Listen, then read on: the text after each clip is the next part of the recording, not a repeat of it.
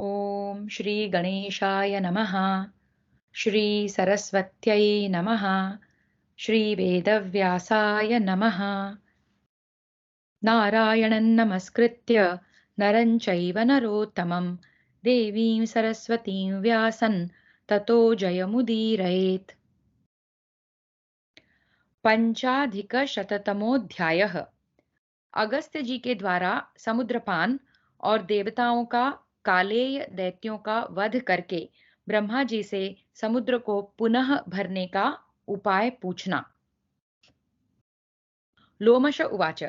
लोमश जी कहते हैं, राजन, समुद्र के तट पर जाकर मित्रा वरुण नंदन भगवान अगस्त्य मुनि वहां एकत्र हुए देवताओं तथा समागत ऋषियों से बोले, मैं लोकहित के लिए समुद्र का जल पी लेता हूँ।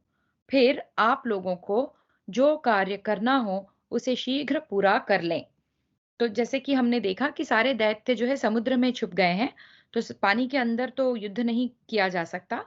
तो अगस्त्य मुनि जो है समुद्र को पी लेंगे, यानी कि समुद्र सूख जाएगा और फिर वो सारे दैत्य दिखने लगेंगे। अपनी मर्यादा से कभी च्युत न होने वाले मित्रा वरुण कुमार अगस्त्य जी कुपित हो सब लोगों के देखते देखते समुद्र को पीने लगे।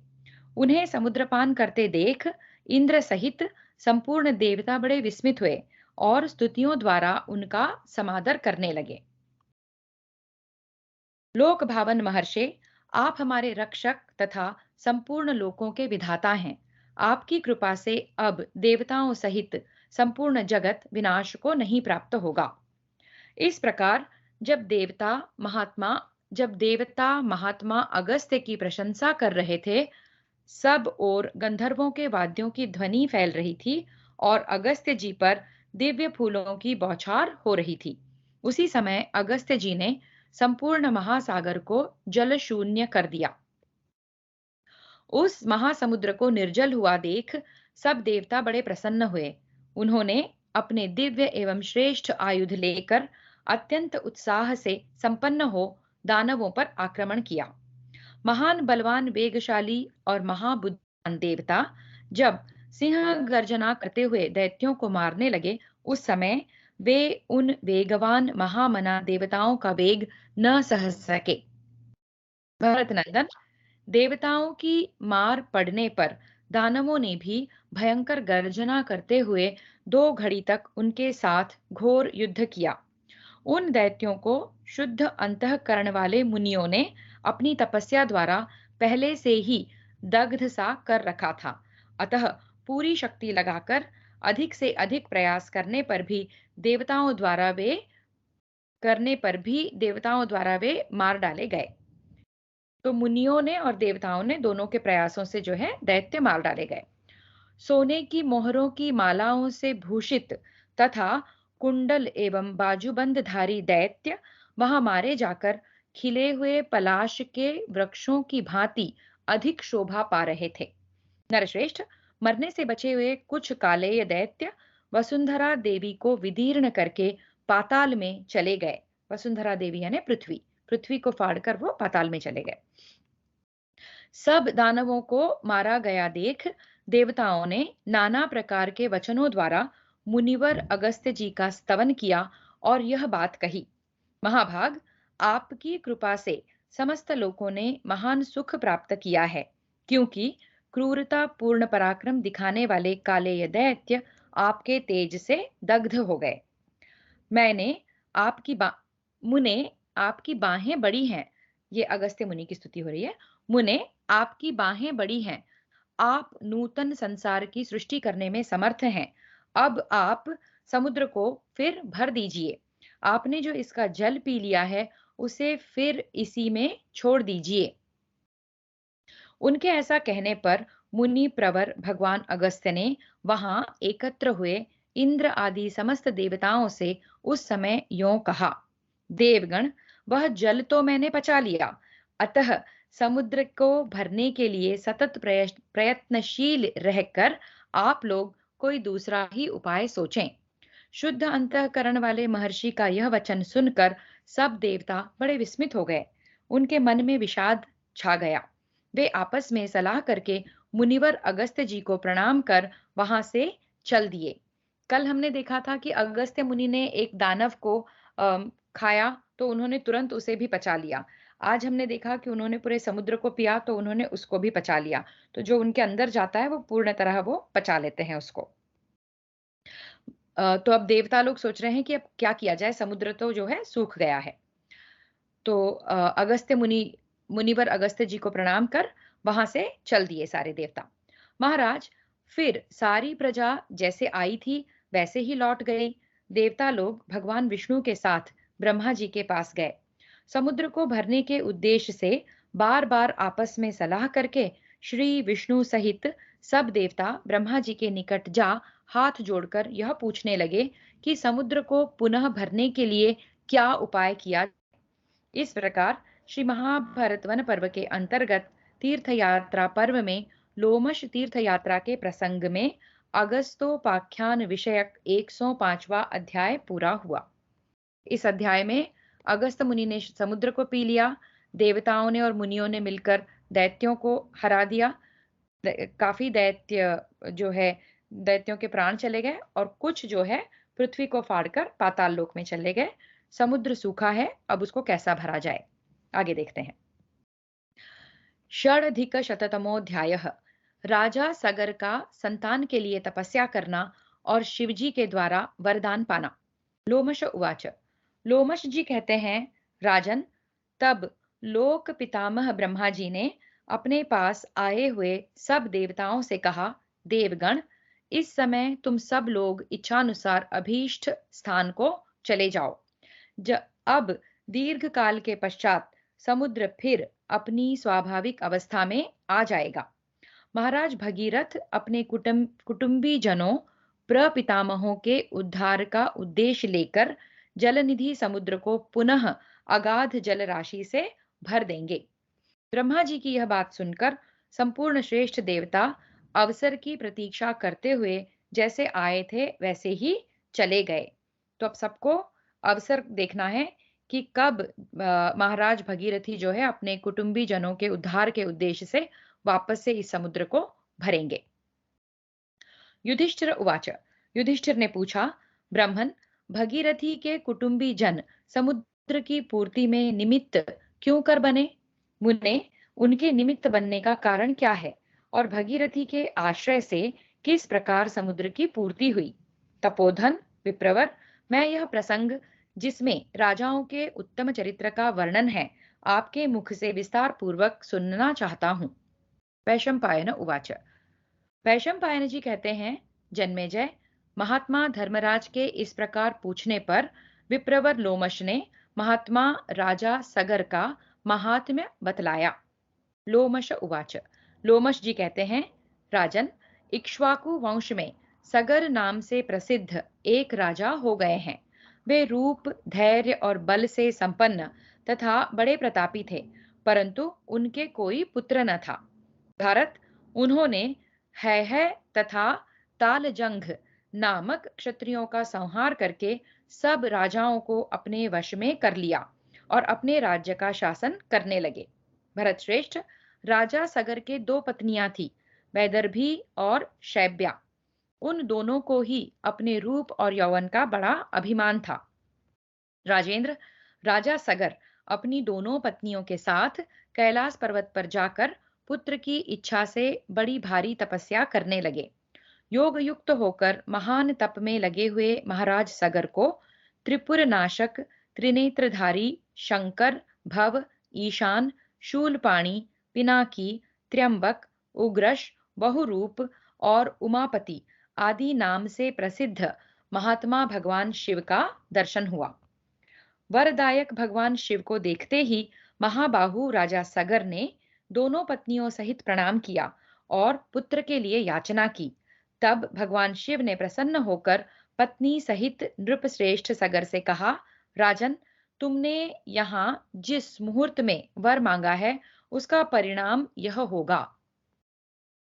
नरश्रेष्ठ, तुम्हारी एक पत्नी के गर्भ से अत्यंत अभिमानी 60,000 शूरवीर पुत्र होंगे, परंतु वे सब के सब एक ही साथ नष्ट हो जाएंगे। भूपाल, तुम्हारी जो दूसरी पत्नी है, उसके गर्भ से एक ही शूरवीर वंशधर पुत्र उत्पन्न होगा। तो एक पत्नी से 60,000 पुत्र होंगे, वो अभिमानी होंगे और उनका एक ही साथ नाश हो जाएगा। और दूसरी पत्नी के गर्भ से केवल एक शूरवीर वंशधर पुत्र उत्पन्न होगा। ये भगवान शिव जो है राजा सगर से कहते हैं। ऐसा कहकर भगवान शंकर वहीं अंतर्धान हो गए। राजा सगर भी अत्यंत प्रसन्न चित्त हो पत्नियों सहित अपने निवास स्थान को चले गए। नरश्रेष्ठ, तदनंतर उनकी वे दोनों कमल नयनी पत्नियां वैदर्भी और शैब्या गर्भवती हुईं। फिर समय आने पर वैदर्भी ने अपने गर्भ से एक तुम्बी उत्पन्न की और शैब्या ने देवता के समान सुंदर रूप वाले एक पुत्र को जन्म दिया। राजा सगर ने उस तुम्बी को फेंक देने का विचार किया। इसी समय आकाश से एक गंभीर वाणी सुनाई दी, राजन, ऐसा दुस्साहस न करो। अपने इन पुत्रों का त्याग करना तुम्हारे लिए उचित नहीं है। इस तुम्बी में से एक एक बीज को निकालकर घी से भरे हुए गरम घड़े में अलग अलग रखो और यत्न पूर्वक इन सब की रक्षा करो। ये उसी तरह जैसे गांधारी के गर्भ से एक गोला निकलता है और उसको वेद व्यास जी 100 घड़ों में रखते हैं घी के, उसी तरह इन 60,000 पुत्रों के लिए वही उपाय किया जा रहा है। पृथ्वीपते, ऐसा करने से तुम्हें 60,000 पुत्र प्राप्त होंगे।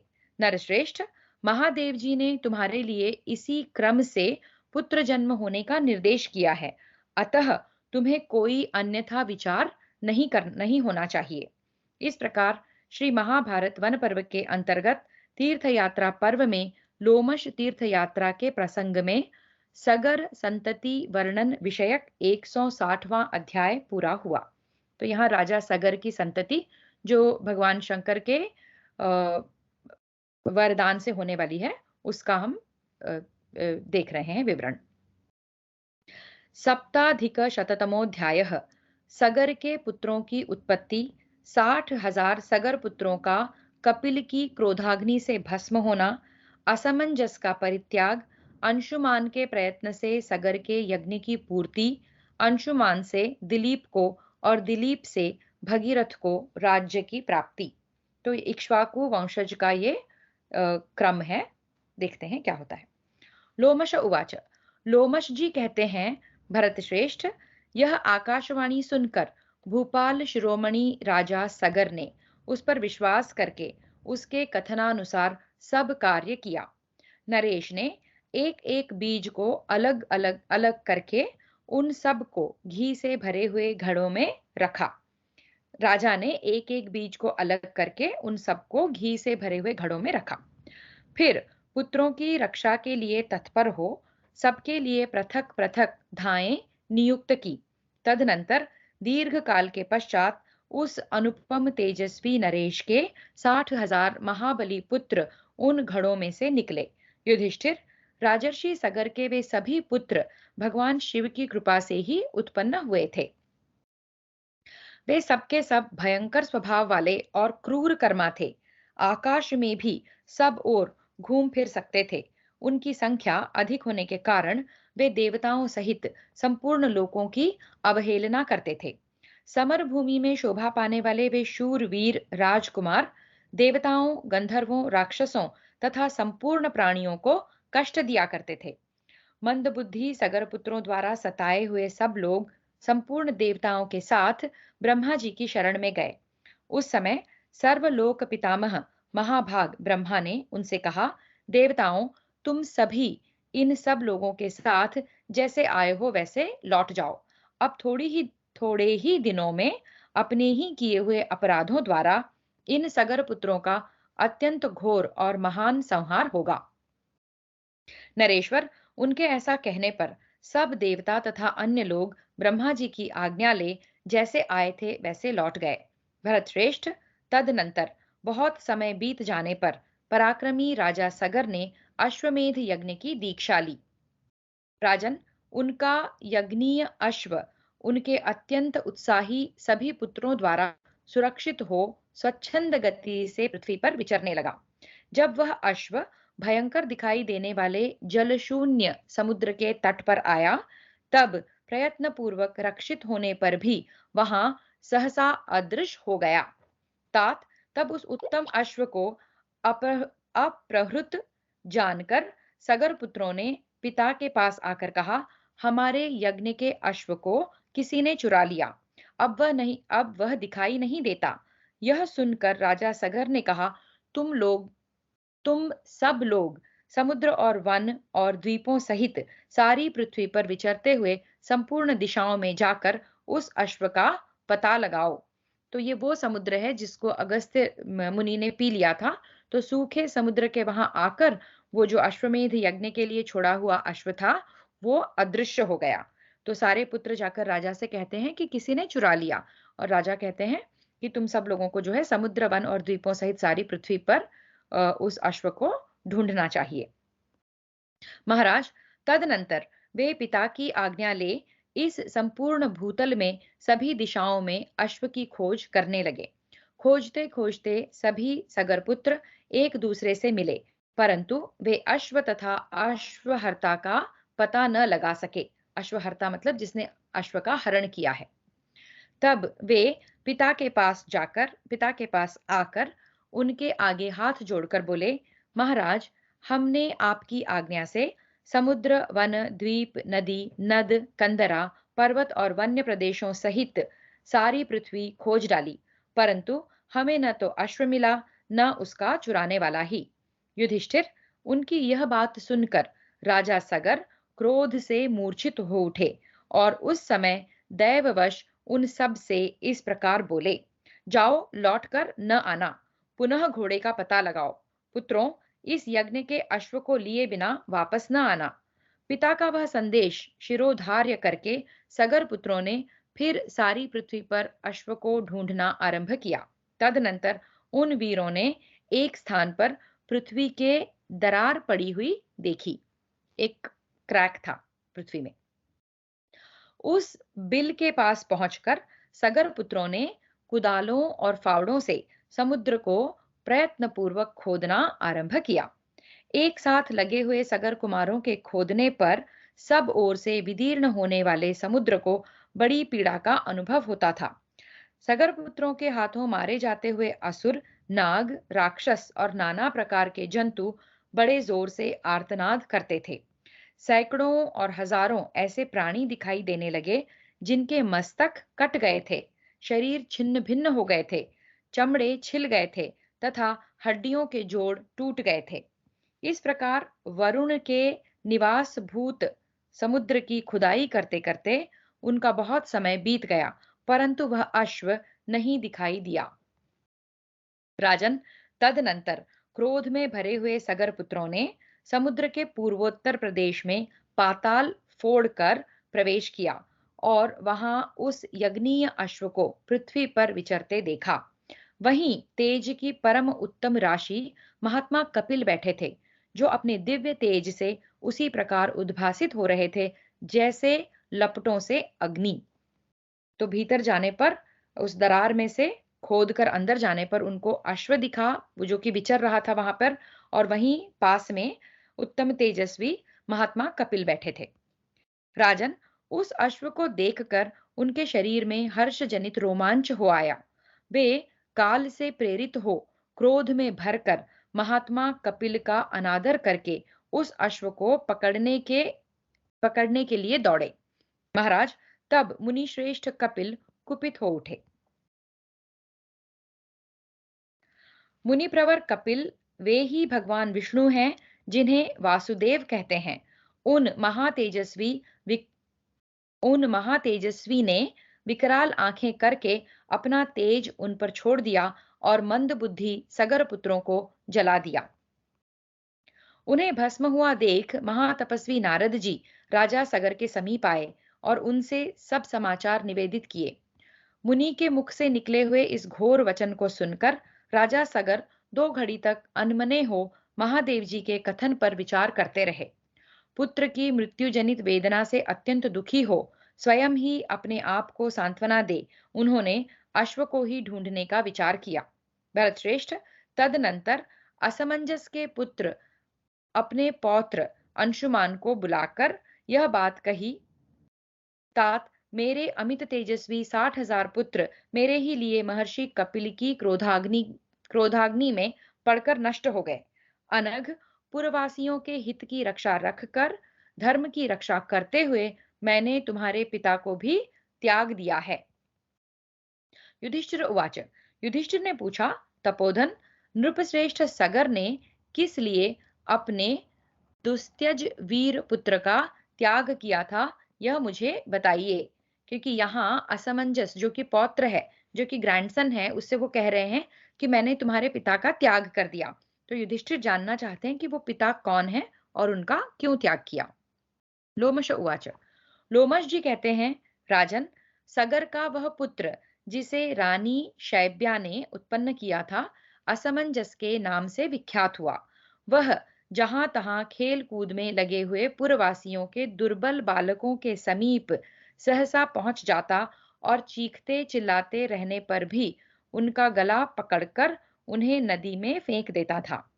तब समस्त पुरवासी भय और शोक में मग्न हो राजा सगर के पास आए और हाथ जोड़े खड़े हो इस प्रकार कहने लगे, महाराज, आप शत्रु सेना आदि के भय से हमारी रक्षा करने वाले हैं, अतः असमंजस के घोर भय से आप हमारी रक्षा करें। पूर्ववासियों का यह भयंकर वचन सुनकर नृपश्रेष्ठ सगर 2 घड़ी तक अनमने होकर बैठे रहे। फिर मंत्रियों से इस प्रकार बोले, आज मेरे पुत्र असमंजस को मेरे घर से बाहर निकाल दो। यदि तुम्हें मेरा प्रिय करना है तो मेरी इस आज्ञा का शीघ्र पालन होना चाहिए। राजन, महाराज सगर के ऐसा कहने पर मंत्रियों ने शीघ्र वैसा ही किया जैसा उनका आदेश था। युधिष्ठिर, पूर्ववासियों के हित चाहने वाले महात्मा सगर ने जिस प्रकार अपने पुत्र को निर्वासित किया था, वह सब प्रसंग मैंने तुमसे कह सुनाया। अब महाधनुर्धर अंशुमान से राजा सगर ने जो कुछ कहा, वह सब बातें बता रहा हूं, मेरे मुख से सुनो। सगर उवाच। सगर बोले, बेटा, तुम्हारे पिता को त्याग देने से, अन्य पुत्रों की मृत्यु हो जाने से तथा यज्ञ संबंधी अश्व के न मिलने से मैं सर्वथा संतप्त हो रहा हूं। अतः पौत्र, यज्ञ में विघ्न पड़ जाने से मैं मोहित और दुख से संतप्त हूं। तुम अश्व को ले आकर नरक से मेरा उद्धार करो। महात्मा सगर के ऐसा कहने पर अंशुमान बड़े दुख से उस स्थान पर गए जहां पृथ्वी विदीर्ण की गई थी। उन्होंने उसी मार्ग से समुद्र में प्रवेश किया और महात्मा कपिल तथा यज्ञीय अश्व को देखा। तेजो राशि मुनिप्रवर पुराण पुरुष कपिल जी का दर्शन करके अंशुमान ने धरती पर माथा टेक कर प्रणाम किया और उनसे अपना कार्य बताया। भरतवंशी महाराज, इसमें धर्मात्मा कपिल जी अंशुमान पर प्रसन्न हो गए। इससे धर्मात्मा कपिल जी अंशुमान पर प्रसन्न हो गए और बोले, मैं तुम्हें वर देने को उद्यत हूँ। अंशुमान ने पहले तो यज्ञ कार्य की सिद्धि के लिए वहां उस अश्व के लिए प्रार्थना की और दूसरा वर अपने पितरों को पवित्र करने की इच्छा से मांगा। तो 2 वर मांगे कि एक तो मुझे ये अश्व ले जाने दीजिए और दूसरा मेरे पितरों को पवित्र करना है, तो उसका कोई उपाय। तब मुनिश्रेष्ठ महातेजस्वी कपिल ने अंशुमान से कहा, अनघ, तुम्हारा कल्याण हो। तुम जो कुछ मांगते हो वह सब तुम्हें दूंगा। तुम में क्षमा, धर्म और सत्य सब कुछ प्रतिष्ठित है। तुम जैसे पौत्र को पाकर राजा सगर कृतार्थ हैं और तुम्हारे पिता तुम्ही से वस्तुतः पुत्रवान हैं। तुम्हारे ही प्रभाव से सगर के सारे पुत्र जो मेरी क्रोधाग्नि में शलभ की भांति भस्म हो गए हैं, स्वर्गलोक में चले जाएंगे। तुम्हारा पौत्र भगवान शंकर को संतुष्ट करके सगर पुत्रों को पवित्र करने के लिए स्वर्गलोक से यहाँ गंगा जी को ले आएगा। नरश्रेष्ठ, तुम्हारा भला हो, तुम इस यज्ञीय अश्व को ले जाओ। तो वो कहते हैं, अश्व को ले जाओ और तुम्हारा जो पौत्र होगा वो शंकर जी के का को संतुष्ट करके गंगा जी को धरती पे ले आएगा और उससे तुम अपने पितरों का तर्पण कर पाओगे। तात, महात्मा सगर का यज्ञ पूर्ण करो। महात्मा कपिल के ऐसा कहने पर अंशुमान उस अश्व को लेकर महामना सगर के यज्ञ मंडप में आए और उनके चरणों में प्रणाम करके उनसे सब समाचार निवेदन किया। सगर ने भी स्नेह से अंशुमान का मस्तक सूंघा। अंशुमान ने सगर पुत्रों का विनाश जैसा देखा और सुना था, वह सब बताया। साथ ही यह भी कहा कि यज्ञीय अश्व यज्ञ मंडप में आ गया है। यह सुनकर राजा सगर ने पुत्रों के मरने का दुख त्याग दिया और अंशुमान की प्रशंसा करते हुए अपने उस यज्ञ को पूर्ण किया। यज्ञ पूर्ण हो जाने पर सब देवताओं ने सगर का बड़ा सत्कार किया। कमल के समान नेत्रों वाले सगर ने वरुणालय समुद्र को अपना पुत्र माना और दीर्घ काल तक राज्य शासन करके अंत में अपने पौत्र अंशुमान पर राज्य का सारा भार रखकर वे स्वर्गलोक को चले गए। महाराज धर्मात्मा अंशुमान भी अपने पिता अपने पितामह सगर के समान ही समुद्र से घिरी हुई उस वसुधा का पालन करते थे। उनके एक पुत्र हुआ जिसका नाम दिलीप था। वह भी धर्म का ज्ञाता था। तो अंशुमान के पुत्र हुए दिलीप। दिलीप को राज्य देकर अंशुमान भी परलोकवासी हुए। दिलीप ने जब अपने पितरों के महान संहार का समाचार सुना, तब वे दुख से संतप्त हो उठे और उनकी सद्गति का उपाय सोचने लगे। राजा दिलीप ने गंगा जी को इस भूतल पर उतारने के लिए महान प्रयत्न किया। यथाशक्ति चेष्टा करने पर भी वे गंगा को पृथ्वी पर उतार न सके। दिलीप के भगीरथ नाम से विख्यात एक पुत्र हुआ, जो परम कांतिमान, धर्मपरायण, सत्यवादी और अदोषदर्शी था। अदोषदर्शी मतलब जिसमें कोई दोष नहीं, या वो कोई दोष नहीं देखता था। हमेशा अच्छा ही सोचने वाला और अच्छी ही उसकी दृष्टि थी। सत्य धर्म परायण महात्मा भगीरथ का राज्याभिषेक करके दिलीप वन में चले गए। भरत श्रेष्ठ, राजा दिलीप तपस्या जनक सिद्धि से संयुक्त हो अंतकाल आने पर वन से स्वर्गलोक को चले गए। इस प्रकार श्री महाभारत वन पर्व के अंतर्गत तीर्थ यात्रा पर्व में लोमश तीर्थ यात्रा के प्रसंग में अगस्त्य महात्म्य वर्णन विषयक 107वां अध्याय पूरा हुआ। तो यहाँ हमने इक्ष्वाकु कुल के वंश की कथा देखी कि राजा सगर के 60,000 पुत्र एक पत्नी से और एक पुत्र दूसरे पत्नी से हुआ। 60,000 पुत्र जो है अश्वमेध यज्ञ के अश्व को ढूंढने जाते हैं और कपिल मुनि के क्रोध से भस्म होकर उनका विनाश हो जाता है। और दूसरा जो पुत्र है असमंजस अत्यंत क्रूर था, इसलिए उसका राजा ने त्याग कर दिया था सगर ने। और उनका पुत्र जो अंशुमान है वो अश्व को ढूंढ कर लाता है और वो पितरों का तर्पण करना चाहता है, लेकिन उसे वेट करना है जब तक उनके जो प्रपौत्र है वो जो कि भगीरथ है, हम देख रहे हैं, गंगा को धरती पर ला सकेंगे। आगे देखते हैं। अष्टाधिक शततमोध्याय। भगीरथ का हिमालय पर तपस्या द्वारा गंगा और महादेव जी को प्रसन्न करके वन से वर प्राप्त करना उनसे वर प्राप्त करना। फिर से, भगीरथ का हिमालय पर तपस्या द्वारा गंगा और महादेव जी को प्रसन्न करके उनसे वर प्राप्त करना। लोमश उवाच। लोमश जी कहते हैं, राजन, महान धनुर्धर महारथी राजा भगीरथ चक्रवर्ती नरेश थे। वे सब लोगों के मन और नेत्रों को आनंद प्रदान करने वाले थे। नरेश्वर, उन महाबाहु ने जब यह सुना कि महात्मा कपिल द्वारा हमारे 60,000 पितरों की भयंकर मृत्यु हुई है और वे स्वर्ग प्राप्ति से वंचित हो गए हैं, तब उन्होंने व्यथित हृदय से अपना राज्य मंत्री को सौंप दिया और स्वयं हिमालय के शिखर पर तपस्या करने के लिए प्रस्थान किया। नरेश्वर, तपस्या से सारा पाप नष्ट करके वे गंगा जी की आराधना करना चाहते थे। उन्होंने देखा कि गिरिराज हिमालय विविध धातुओं से विभूषित नाना प्रकार के शिखरों से अलंकृत हैं। वायु के आधार पर उड़ने वाले मेघ चारों ओर से उसका अभिषेक कर रहे हैं। अनेकानेक नदियों, निकुंजों, घाटियों और प्रासादों से यानी कि मंदिरों से इसकी बड़ी शोभा हो रही है। गुफाओं और कंदराओं में छिपे हुए सिंह तथा व्याघ्रों से यह पर्वत सदा सेवित होता है। भांति भांति के कलरव करते हुए विचित्र अंगों वाले पक्षी, भृंगराज, हंस, चातक, जलमुर्ग, मोर, शतपत्र नामक पक्षी, चक्रवाक, कोकिल, चकोर, असितापांग और पुत्र प्रिय आदि इस पर्वत की शोभा बढ़ाते हैं। वहां के रमणीय जलाशयों में पद्म समूह भरे हुए हैं, यानी कि ढेर सारे कमल पद्म समूह भरे हुए हैं। सारसों के मधुर कलरव इस पर्वतीय प्रदेश को सुशोभित कर रहे हैं। हिमालय की शिलाओं पर किन्नर और अप्सराएं बैठी हैं। वहां के वृक्षों पर चारों ओर से दिग्गजों के दांतों की रगड़ दिखाई देती है। हिमालय के उन शिखरों पर विद्याधर गण विचर रहे हैं। नाना प्रकार के रत्न सब ओर प्राप्त हैं। प्रज्वलित जिह्वा वाले भयंकर विषधर सर्प इस गिरि प्रदेश का सेवन करते हैं।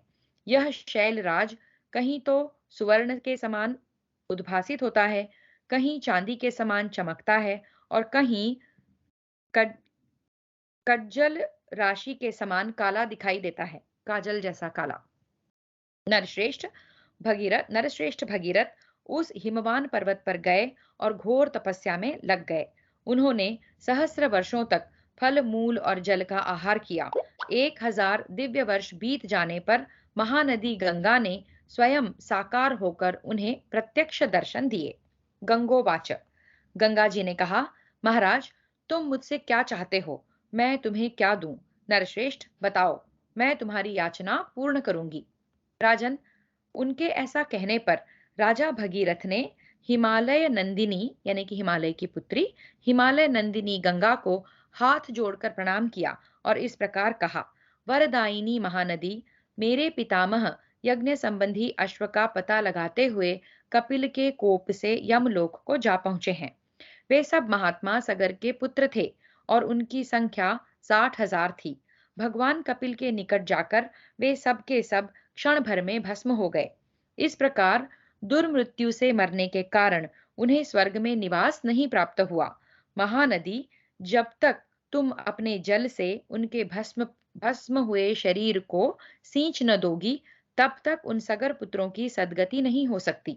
महाभागे, मेरे पितामह सगर कुमारों को स्वर्ग में पहुंचा दो। महानदी, मैं उन्हीं के उद्धार के लिए तुमसे याचना करता हूं।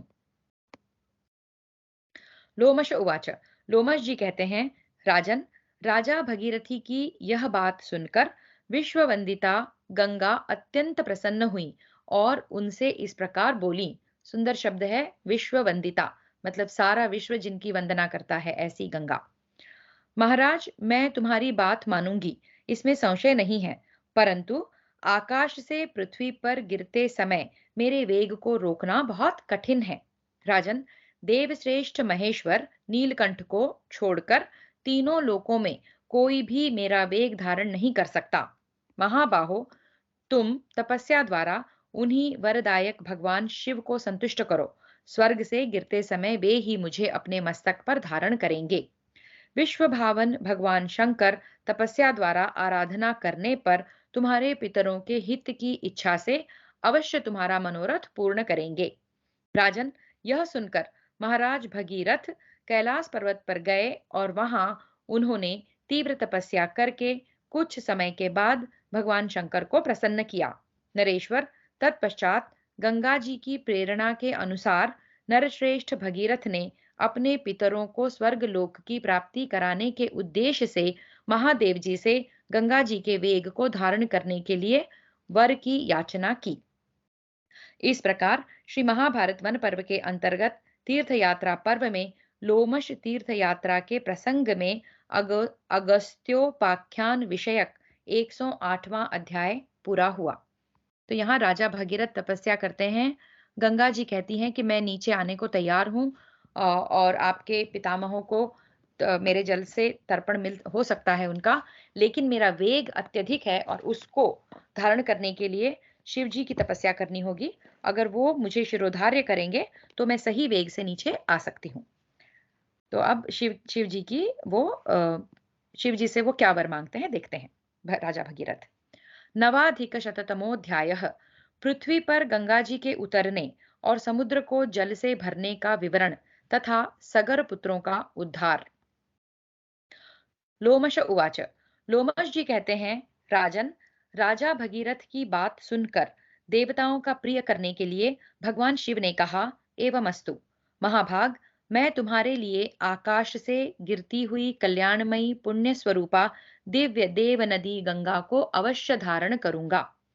कल्याणमयी पुण्य स्वरूपा दिव्य देव नदी गंगा को अवश्य धारण करूंगा। महाबाहो, ऐसा कहकर भगवान शिव भांति भांति के अस्त्र शस्त्रों से सुसज्जित अपने भयंकर पार्षदों से घिरे हुए हिमालय पर आए। वहां ठहरकर उन्होंने नरश्रेष्ठ भगीरथ से कहा, महाबाहो, गिरिराज नंदिनी महानदी गंगा से भूतल पर उतरने के लिए प्रार्थना करो। नरेश्वर, मैं तुम्हारे पितरों को पवित्र करने के लिए स्वर्ग से उतरी हुई सरिताओं में श्रेष्ठ गंगा को सिर पर धारण करूंगा। सरिता यानी नदी, स्वर्ग से उतरी हुई सरिताओं में यानी नदियों में श्रेष्ठ गंगा को सिर पर धारण करूंगा। भगवान शंकर की कही हुई यह बात सुनकर राजा भगीरथ ने एकाग्र चित्त हो प्रणाम करके गंगा जी का चिंतन किया। राजा के चिंतन करने पर भगवान शंकर को खड़ा हुआ देख पुण्य सलिला रमणीय नदी गंगा सहसा आकाश से नीचे गिरी। उन्हें गिरते देख दर्शन के लिए उत्सुक हो महर्षियों सहित देवता, गंधर्व, नाग और यक्ष वहां आ गए। तदनंतर हिमालय नंदिनी गंगा आकाश से वहां आ गिरी। उस समय उनके जल में बड़ी बड़ी भंवरें और तरंगें उठ रही थी। मत्स्य और ग्राह भरे हुए थे। राजन, आकाश की मेखला रूप गंगा को भगवान शिव ने अपने ललाट देश में पड़ी हुई मोतियों की माला के भांति धारण कर लिया। आकाश की मेखला रूप गंगा को भगवान शिव ने अपने ललाट देश में पड़ी हुई मोतियों की माला की भांति धारण कर लिया। महाराज, नीचे गिरती हुई फेन पुंज से व्याप्त हुए जल वाली समुद्रगामिनी गंगा 3 धाराओं में बंटकर हंसों की पंक्तियों के समान सुशोभित होने लगी। वह मतवाली स्त्री की भांति इस प्रकार आई कि कहीं तो सर्प शरीर की भांति कुटिल गति से बहती थी और कहीं कहीं ऊंचे से नीचे गिरकर चट्टानों से टकरा जाती थी एवं श्वेत वस्त्रों के समान प्रतीत होने वाले फेन पुंज उसे आच्छादित किए किए हुए थे।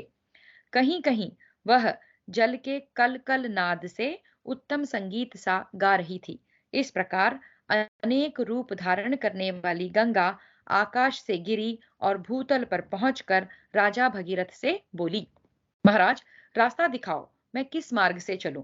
पृथ्वीपते, तुम्हारे लिए ही मैं इस भूतल पर उतरी हूं। यह सुनकर राजा भगीरथ जहां महात्मा सगर पुत्रों के शरीर पड़े थे, वहां गंगा जी के पावन जल से उन शरीरों को प्लवित करने के लिए उस स्थान से प्रस्थित हुए। विश्ववंदिनी भगवान विश्ववंदित भगवान शंकर गंगा जी को सिर पर धारण करके देवताओं के साथ पर्वत श्रेष्ठ कैलाश को चले गए। राजा भगीरथ ने गंगा जी के साथ समुद्र तट पर जाकर वरुणालय समुद्र को बड़े वेग से भर दिया और गंगा जी को अपनी पुत्री बना लिया। तत्पश्चात वहां, इसलिए हम भागीरथी भी कहते हैं गंगा को, राजा भगीरथ ने उन्हें पुत्री के रूप में स्वीकार किया। तत्पश्चात वहां उन्होंने पितरों के लिए जलदान किया और पितरों का उद्धार होने से वे सफल मनोरथ हो गए। युधिष्ठिर, जिस प्रकार गंगा त्रिपथगा स्वर्ग, पाताल और पृथ्वी पर गमन करने वाली हुई, वह सब प्रसंग मैंने तुम्हें सुना दिया। महाराज, समुद्र को भरने के लिए ही गंगा पृथ्वी पर उतारी गई थी। राजन, देवताओं ने कालेय नामक दैत्यों को जिस प्रकार मार गिराया और कारणवश महात्मा अगस्त्य ने जिस प्रकार समुद्र पी लिया तथा उन्होंने ब्राह्मणों की हत्या करने वाले वातापी नामक दैत्य को जिस प्रकार नष्ट किया, वह सब प्रसंग जिसके विषय में तुमने पूछा था मैंने बता दिया। इस प्रकार श्री महाभारत वन पर्व के अंतर्गत तीर्थ यात्रा पर्व में लोमश तीर्थ यात्रा के प्रसंग में अगस्त्य महात्म्य कथन विषयक 109वां अध्याय पूरा हुआ। दशाधिकशततमोऽध्यायः। नंदा तथा कौशिकी का महात्म्य, ऋष्यशृंग मुनि का उपाख्यान और उनको अपने राज्य में लाने के लिए राजा लोमपाद का प्रयत्न। वैशंपायन उवाच। वैशंपायन जी कहते हैं, भरत श्रेष्ठ, तदनंतर कुंती नंदन युधिष्ठिर क्रमशः आगे बढ़ने लगे। उन्होंने पाप और भय का निवारण करने वाली नंदा और अपरनंदा इन दो नदियों की यात्रा की।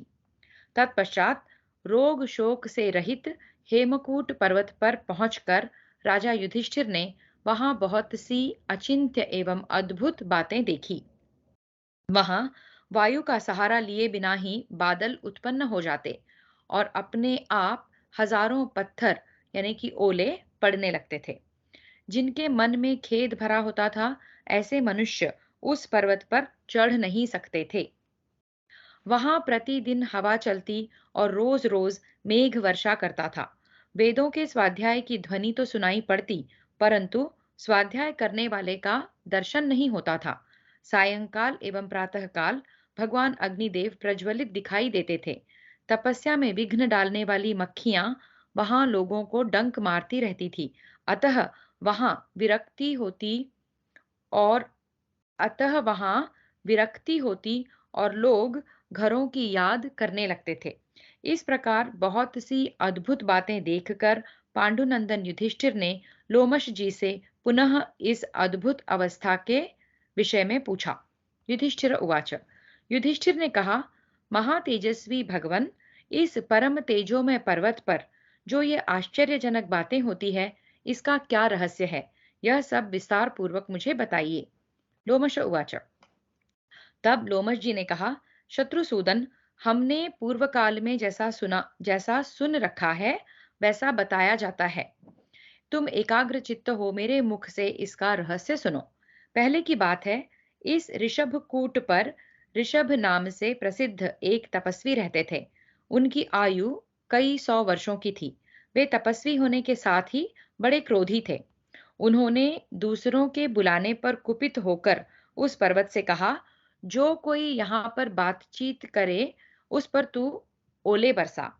इसी प्रकार वायु को भी बुलाकर उन तपस्वी मुनि ने कहा, देखो, यहाँ किसी प्रकार का शब्द नहीं होना चाहिए। तब से जो कोई पुरुष यहाँ बोलता है उसे मेघ की गर्जना द्वारा रोका जाता है। राजन, इस प्रकार उन महर्षि ने ही ये अद्भुत कार्य किए हैं। उन्होंने क्रोधवश कुछ कार्यों का विधान और कुछ बातों का निषेध कर दिया है। तो वहां पर आवाज नहीं हो सकती, इस तरह का एनवायरनमेंट इस इन ऋषि ने बनाया है। राजन, यह सुना जाता है कि प्राचीन काल में देवता लोग नंदा के तट पर आए थे। उस समय उनके दर्शन की इच्छा से बहुतेरे मनुष्य सहसा वहां आ पहुंचे। इंद्र आदि देवता उन्हें दर्शन देना नहीं चाहते थे। अतः विघ्न स्वरूप इस पर्वतीय प्रदेश को उन्होंने जनसाधारण के लिए दुर्गम बना दिया। कुंती नंदन, तभी से साधारण मनुष्य इस पर्वत को देख भी नहीं सकते, चढ़ना तो दूर की बात है।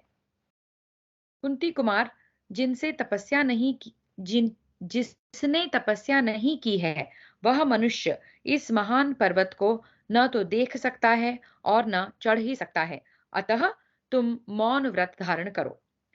उन दिनों संपूर्ण देवताओं ने यहाँ आकर उत्तम यज्ञों का अनुष्ठान किया था। भारत, उनके ये चिन्ह आज भी प्रत्यक्ष देखे जाते हैं। यह दुर्वा कुश के आकार की दिखाई देती है और यह भूमि ऐसी लगती है मानो इस पर कुश बिछाए गए हों। महाराज, ये वृक्ष भी यज्ञ यूप के समान जान पड़ते हैं। भारत, आज भी यहाँ देवता और ऋषि निवास करते हैं। सायंकाल और प्रातःकाल यहाँ उनके द्वारा प्रज्वलित की हुई अग्नि का दर्शन होता है। कुंती नंदन, इस तीर्थ में गोता लगाने वाले मानवों का सारा पाप तत्काल नष्ट हो जाता है। अतः कुरुश्रेष्ठ, तुम अपने भाइयों के साथ यहाँ स्नान करो। नंदा में गोता लगाने के पश्चात तुम्हें कौशिकी के तट पर चलना होगा, जहां महर्षि विश्वामित्र जी ने उत्तम एवं उग्र तपस्या की थी। वैशंपायन उवाच। वैशंपायन जी कहते हैं, तदनंतर राजा युधिष्ठिर अपने दल बल के साथ नंदा में गोता लगाकर रमणीय एवं शीतल जल वाली शुभ पुण्यमयी कौशिकी के तट पर गए। लोमश उवाच। वहां लोमश जी ने कहा, भरत श्रेष्ठ, यह देवताओं की नदी पुण्य सलिला कौशिकी है और यह विश्वामित्र की रमणीय और यह विश्वामित्र का रमणीय आश्रम है जो यहाँ प्रकाशित हो रहा है। यही कश्यप गोत्रीय महात्मा विभांडक का विभांडक का पुण्य नामक आश्रम है। यही कश्यप गोत्रीय महात्मा विभांडक का पुण्य नामक आश्रम है। उन्हीं के तपस्वी एवं जितेंद्रिय पुत्र महात्मा ऋष्यशृंग हैं, जिन्होंने अपनी तपस्या के प्रभाव से इंद्र द्वारा वर्षा करवाई थी। इन दिनों देश में घोर अनावृष्टि फैल रही थी। उन दिनों देश में घोर अनावृष्टि फैल रही थी। वैसे समय में ऋष्यशृंग मुनि के भय से बल और रुद्रासुर के विनाशक देवराज इंद्र ने उस देश में वर्षा की थी। वे तेजस्वी एवं शक्तिशाली मुनि मृगी के पेट से पैदा हुए थे और कश्यप नंदन विभांडक के पुत्र थे। उन्होंने राजा लोमपाद के राज्य में अत्यंत अद्भुत कार्य किया था। जब वर्षा से खेती अच्छी तरह लहलहा उठी, तब राजा लोमपाद ने अपनी पुत्री शांता ऋष्यशृंग को ब्याह दी। ठीक उसी तरह जैसे सूर्यदेव ने अपनी पुत्री सावित्री का ब्रह्मा जी के साथ ब्याह किया था। युधिष्ठिर उवाच। युधिष्ठिर ने पूछा, भगवन, कश्यप नंदन विभांडक के पुत्र ऋष्यशृंग मृगी के पेट से कैसे उत्पन्न हुए? मनुष्य का पशु योनि से संसर्ग करना तो शास्त्र और व्यवहार दोनों ही दृष्टियों से विरुद्ध है। ऐसे विरुद्ध योनि संसर्ग से उत्पन्न हुआ बालक तपस्वी कैसे हो सकता है? उस बुद्धिमान बालक के भय से बल और वृत्रासुर का विनाश करने वाले देवराज इंद्र ने अनावृष्टि के समय वर्षा कैसे की थी? नियम और व्रत का पालन करने वाली राजकुमारी शांता भी कैसी थी, जिसने मृग स्वरूप मुनि का भी मन मोह लिया? राजर्षि लोमपाद तो बड़े धर्मात्मा सुने गए हैं, फिर उनके राज्य में इंद्र वर्षा क्यों नहीं करते थे? भगवन, ये सब बातें आप विस्तार पूर्वक यथार्थ रूप से बताइए। मैं महर्षि ऋष्यशृंग के चरित्र को सुनना चाहता हूँ। लोमश उवाच। लोमश जी ने कहा, राजन, ब्रह्मर्षि विभांडक का अंतःकरण तपस्या से पवित्र हो गया था। वे प्रजापति के समान तेजस्वी और अमोघ वीर्य महात्मा थे। उनके प्रतापी पुत्र ऋष्यशृंग का जन्म कैसे हुआ, यह बताता हूँ, सुनो। जैसे विभांडक मुनि परम पूजनीय थे, वैसे ही उनका पुत्र भी बड़ा तेजस्वी हुआ। वह बाल्यावस्था में भी वृद्ध पुरुषों द्वारा सम्मानित होता था। कश्यप गोत्रीय विभांडक मुनि देवताओं के समान सुंदर थे। वे एक बहुत बड़े कुंड में प्रविष्ट होकर तपस्या करने लगे। उन्होंने दीर्घ काल तक महान क्लेश सहन किया। राजन, एक दिन जब वे जल में स्नान कर रहे थे, उर्वशी अप्सरा को देखकर उनका वीर्य स्खलित हो गया। उसी समय प्यास से व्याकुल हुई एक मृगी वहां आई और पानी के साथ उस वीर्य को भी पी गई। इससे उसके गर्भ रह गया। वह पुनर्जन्म में एक देवकन्या थी। वह पूर्व जन्म में एक देवकन्या थी। लोक सृष्टा भगवान ब्रह्मा ने उसे यह वचन दिया था कि तू मृगी होकर एक मुनि को जन्म देने के पश्चात उस योनि से मुक्त हो जाएगी। ब्रह्मा जी की वाणी अमोघ है और देव के विधान को कोई टाल नहीं सकता। इसलिए विभांडक के पुत्र महर्षि ऋष्यशृंग का जन्म मृगी के ही पेट से हुआ।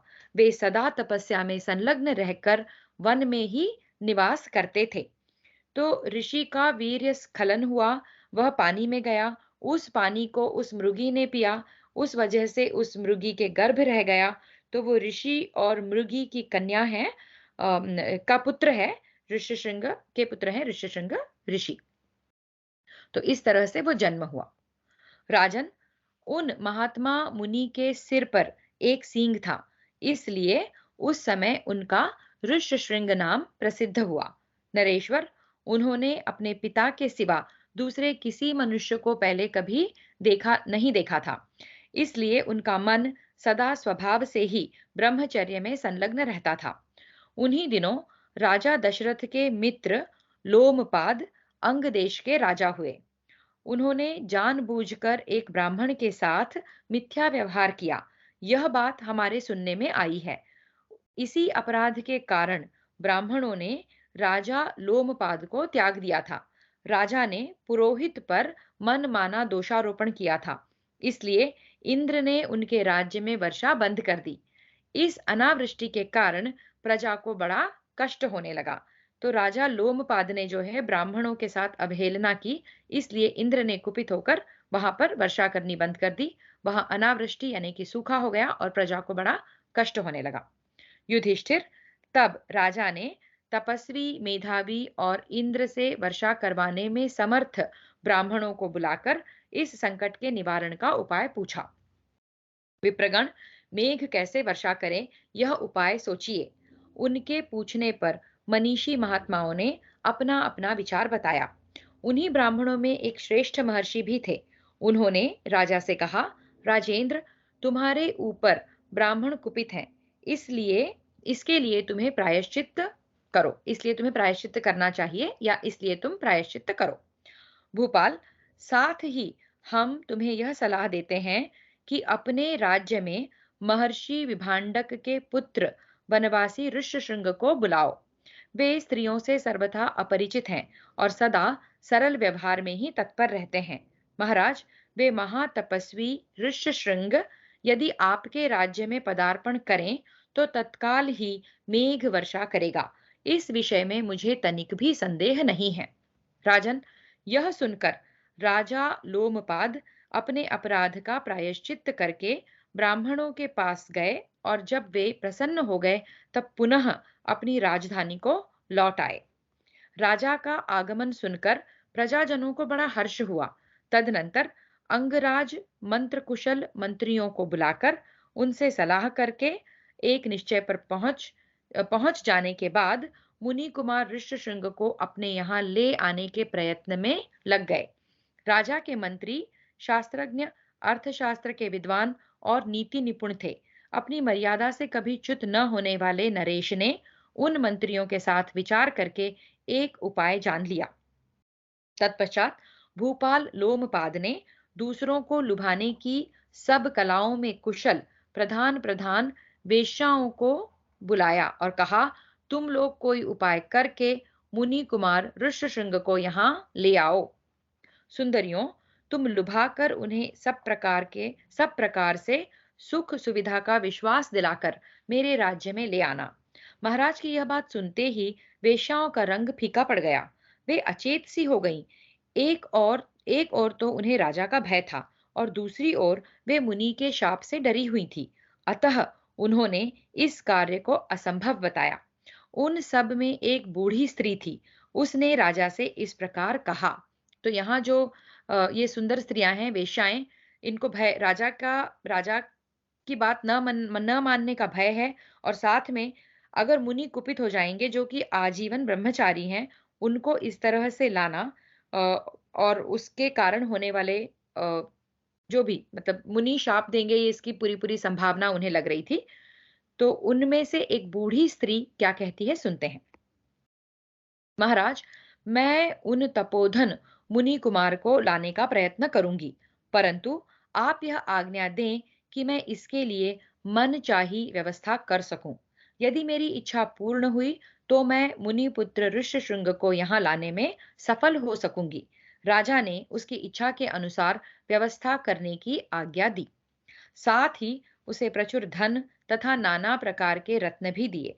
युधिष्ठिर, तदनंतर वह वेश्या रूप और यौवन से संपन्न कुछ सुंदरी स्त्रियों को साथ लेकर शीघ्रता पूर्वक वन की ओर चल दी।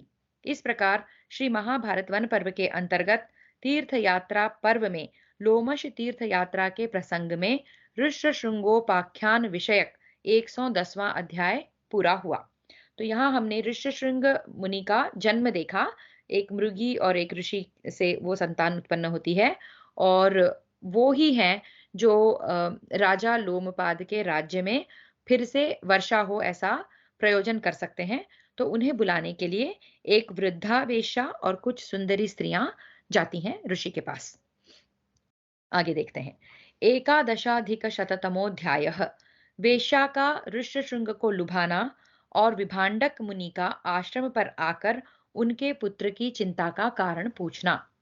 लोमश उवाच।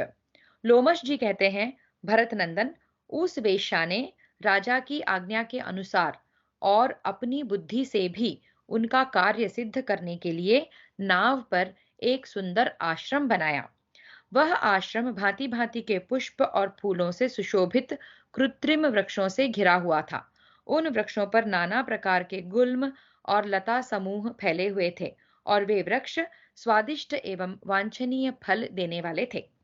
उन वृक्षों के कारण वह आश्रम अत्यंत रमणीय और परम मनोहर दिखाई देता था। वेश्या ने उस नाव पर जिस सुंदर आश्रम का निर्माण किया था, वह देखने में अद्भुत सा था। तदनंतर उसने अपनी उस नौका को काश्यप गोत्रीय विभांडक मुनि के आश्रम से थोड़ी ही दूर पर बांध दिया और गुप्तचरों को भेजकर यह पता लगा लिया कि उस समय विभांडक मुनि अपनी कुटिया से बाहर गए थे। तदनंतर विभांडक मुनि को दूर गया देख उस वेश्या ने अपनी परम बुद्धिमती पुत्री को, जो उसी की भांति वेश्यावृत्ति अपनाए हुए थी, कर्तव्य की शिक्षा देकर मुनि के आश्रम पर भेजा। वह भी कार्य साधने में कुशल थी। उसने वहां जाकर निरंतर तपस्या में लगे रहने वाले ऋषि कुमार ऋष्यशृंग के समीप उस आश्रम में पहुंचकर उनको देखा। वेश्योवाच। तत्पश्चात वेश्या ने कहा, मुने, तपस्वी लोग कुशल से तो है ना? आप लोगों को पर्याप्त फल मूल तो मिल जाते हैं ना? आप इस आश्रम में प्रसन्न तो है ना? मैं इस समय आपके दर्शन के लिए ही यहाँ आई हूँ। क्या तपस्वी लोगों की तपस्या उत्तरोत्तर बढ़ रही है? आपके पिता का तेज क्षीण तो नहीं हो रहा है? ब्राह्मण, आप मजे में हैं ना? ऋष्यशृंग जी, आपके स्वाध्याय का क्रम चल रहा है ना? ऋष्यशृंग उवाच। ऋष्यशृंग बोले, ब्राह्मण, आप अपनी समृद्धि से ज्योति की भांति प्रकाशित हो रहे हैं। मैं आपको अपने लिए वंदनीय मानता हूँ और स्वेच्छा से धर्म के अनुसार आपके लिए पाद्य अर्घ्य एवं फल मूल अर्पण करता हूँ। इस कुशासन पर आप सुखपूर्वक बैठें। इस पर काला मृगचर्म बिछाया गया है, इसलिए इस आसन पर बैठने में आराम रहेगा। आपका आश्रम कहाँ है और आपका नाम क्या है? ब्राह्मण, आप देवता के समान यह किस व्रत का आचरण कर रहे हैं? वेश्योवाच। वेश्या बोली, काश्यप नंदन, मेरा आश्रम बड़ा मनोहर है। वह इस पर्वत के उस पार 3 योजन की दूरी पर स्थित है। वहां मेरा जो अपना धर्म है, उसके अनुसार आपको मेरा अभिवादन प्रणाम नहीं करना चाहिए।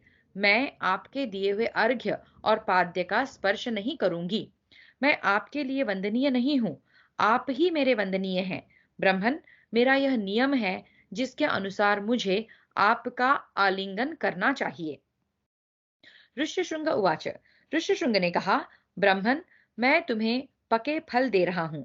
ये भिलावा, आंवले, कुरुशक यानी कि फालसा, इंगुद जिसे कि हिंगोट भी कहा जाता है, धनवन यानी धामिन और पीपल के फल प्रस्तुत हैं। इन सब का इच्छानुसार उपयोग कीजिए।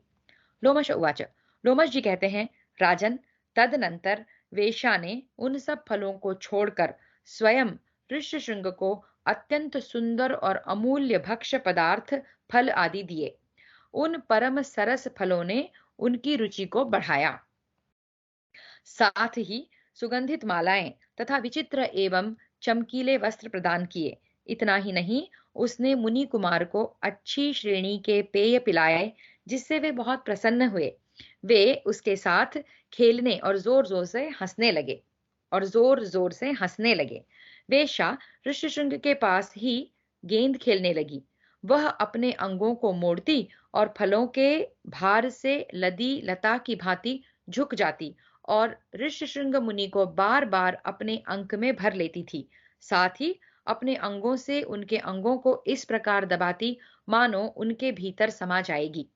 वहां शाल, अशोक और तिलक के वृक्ष खूब फूले हुए थे। उनकी डालियों को झुकाकर वह मदोन्मत्त वेश्या लज्जा का नाट्य सा करती और महर्षि के उस पुत्र को लुभाने लगी करती हुई महर्षि के उस पुत्र को लुभाने लगी। ऋष्यशृंग की आकृति में किंचित विकार देखकर उसने बार बार अपने शरीर को आलिंगन के द्वारा दबाया और उनके शरीर को फिर से ऋष्यशृंग की आकृति में किंचित विकार देखकर उसने बार बार उनके शरीर को आलिंगन के द्वारा दबाया और अग्निहोत्र का बहाना बनाकर वह उनके द्वारा देखी जाती हुई धीरे धीरे वहां से चली गई। उसके चले जाने पर उसके अनुराग से उन्मत्त मुनि कुमार ऋष्यशृंग अचेत से हो गए। उस निर्जन स्थान में उनकी मनोवृत्ति उसी की ओर लगी रही और वे लंबी सांस खींचते हुए अत्यंत व्यथित हो उठे। तदनंतर 2 घड़ी के बाद हरे पीले नेत्रों वाले काश्यप नंदन विभांडक मुनि वहां आ पहुंचे। वे सिर से लेकर पैरों तक, नखों तक रोमावलियों से भरे हुए थे। महात्मा विभांडक स्वाध्यायशील, सदाचारी तथा समाधिनिष्ठ महर्षि थे। निकट आने पर उन्होंने अपने पुत्र को अकेला उदासीन भाव से चिंतामग्न होकर बैठा देखा। उसके चित्त की दशा विपरीत थी। वह बार बार ऊपर की ओर दृष्टि किए उच्छ्वास ले रहा था।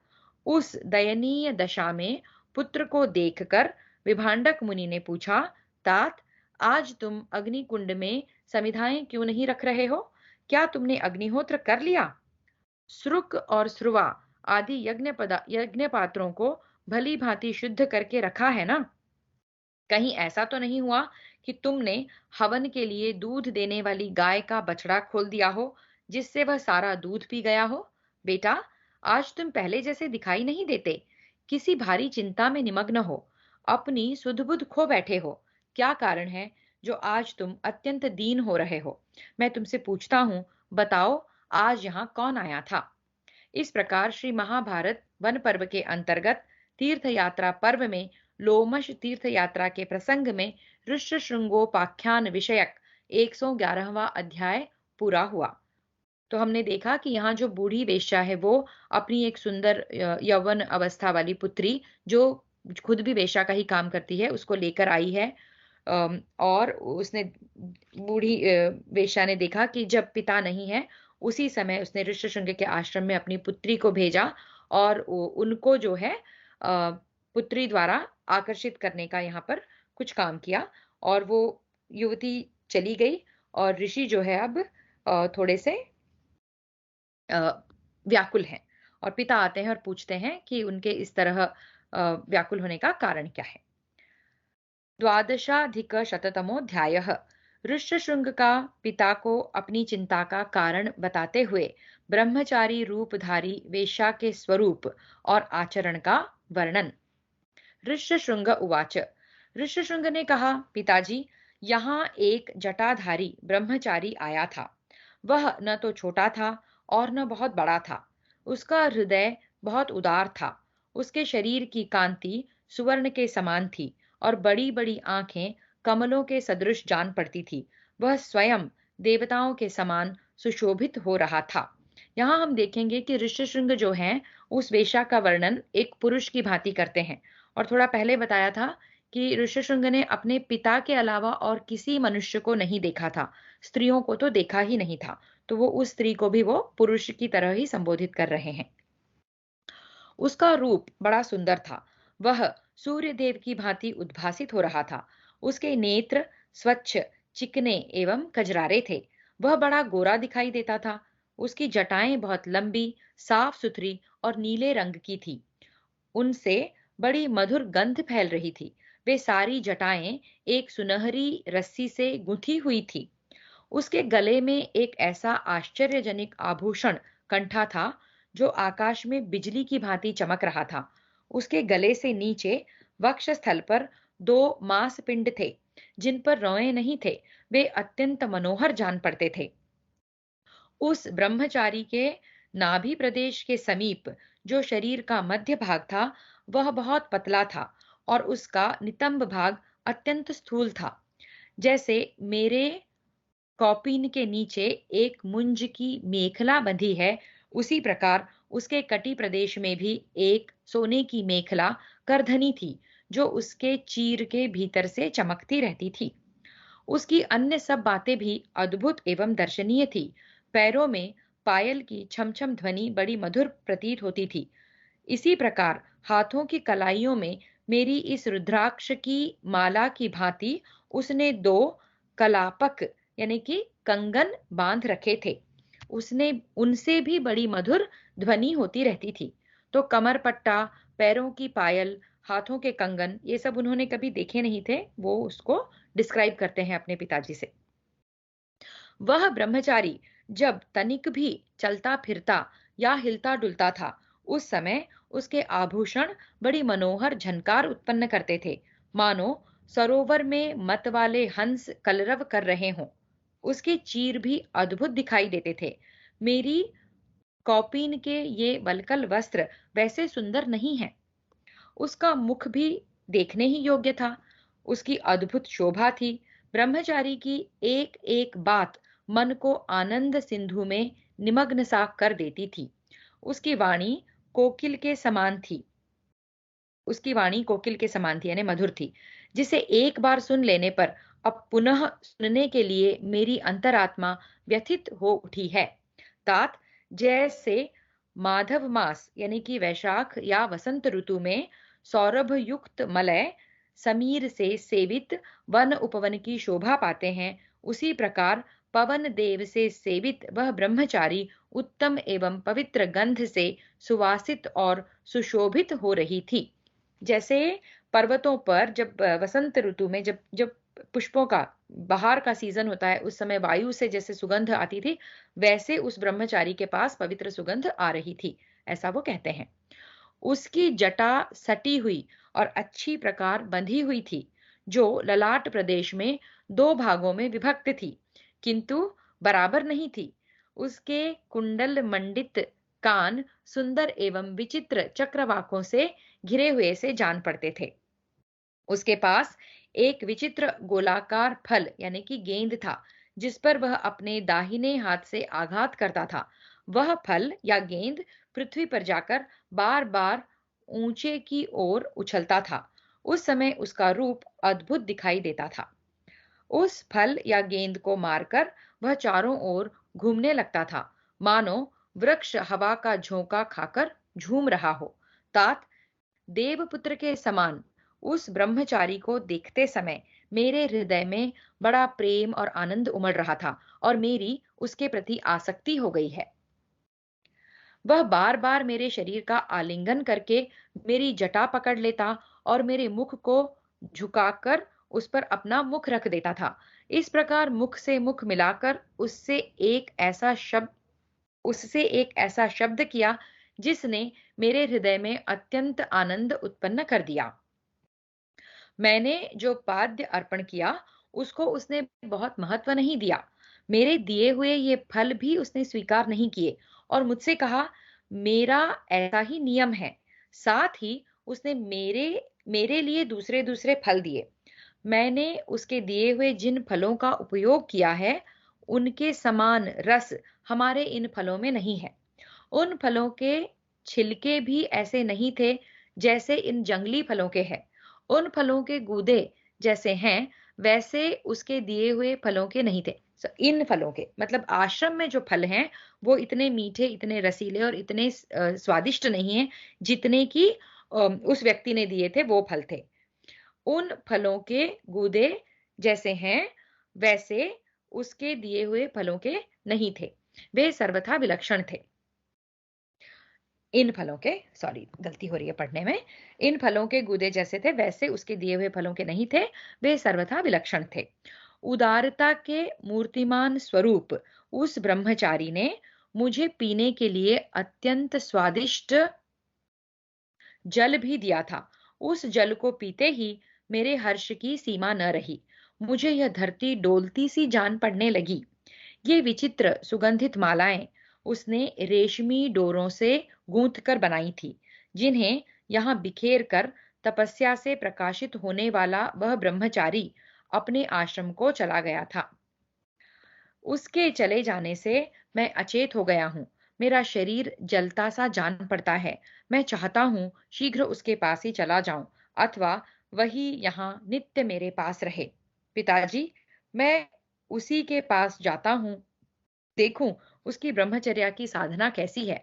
वह आर्य धर्म का पालन करने वाला ब्रह्मचारी जिस प्रकार तप करता है, उसके साथ रहकर मैं भी वैसी ही तपस्या करना चाहता हूँ। वैसी ही तप करने की इच्छा मेरे हृदय में भी है। यदि उसे नहीं देखूंगा तो मेरा यह चित्त संतप्त होता रहेगा। इस प्रकार श्री महाभारत वन पर्व के अंतर्गत तीर्थ यात्रा पर्व में लोमश तीर्थ यात्रा के प्रसंग में ऋष्यशृंगोपाख्यान विषयक 112वां अध्याय पूरा हुआ। तो यहाँ पुत्र जो है ऋष्यशृंग पिता से उस वेश्या का वर्णन करते हैं और वो उसे एक ब्रह्मचारी पुरुष करके यही समझ रहे हैं और उसका शरीर का और उसके आचरण का, उसके दिए हुए फलों का सब विस्तार से वर्णन करते हैं और उसी के बाद स्मृति में वो व्यथित हो रहे हैं, ये वो बताते हैं अपने पिता से। देखते हैं पिता क्या कहते हैं। त्रयोदशाधिकशततमोऽध्यायः। ऋष्यशृंग का अंगराज लोमपाद के यहाँ जाना, राजा का उन्हें अपनी कन्या देना, राजा द्वारा विभांडक मुनि का सत्कार तथा उन पर मुनि का प्रसन्न होना। विभांडक उवाच। विभांडक ने कहा, बेटा, इस प्रकार अद्भुत दर्शनीय रूप धारण करके तो राक्षस ही इस वन में विचरा करते हैं। ये अनुपम पराक्रमी और मनोहर रूप धारण करने वाले होते हैं तथा ऋषि मुनियों की तपस्या में सदा विघ्न डालने का ही उपाय सोचते रहते हैं। तात, वे मनोहर रूपधारी राक्षस नाना प्रकार के उपायों द्वारा मुनि लोगों को प्रलोभन में डालते रहते हैं। फिर वे भी भयानक रूप धारण करके वन में निवास करने वाले मुनियों को आनंदमय लोकों से नीचे गिरा देते हैं।